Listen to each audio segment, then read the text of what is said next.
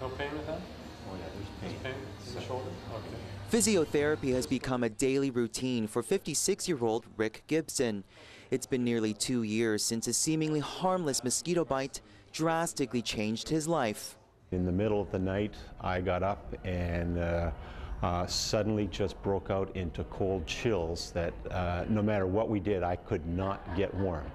The next day, extreme fatigue, in fact, worse than migraine headaches. Gibson was diagnosed with West Nile virus a short time later.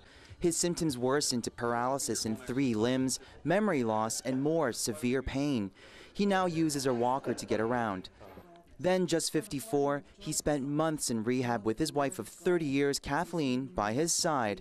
She documented his daily progress in a journal, which now forms part of her new book, West Nile Diary.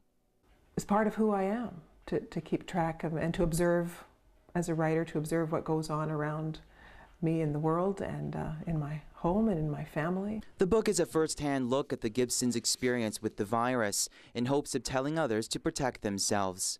And many haven't. According to the Canadian Public Health Agency, there were over 2,400 reported human cases of West Nile in 2007 nationwide, over half of those in Saskatchewan. Now, last year, those cases dropped significantly to just under 40 across the country, to under 20 in the province.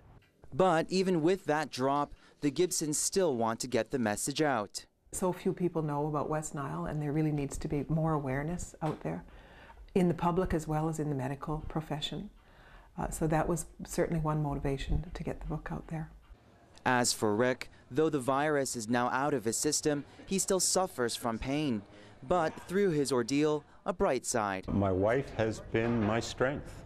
During this time, we have found strength in each other, and we've grown closer to each other, and our marriage is stronger because of what we have gone through.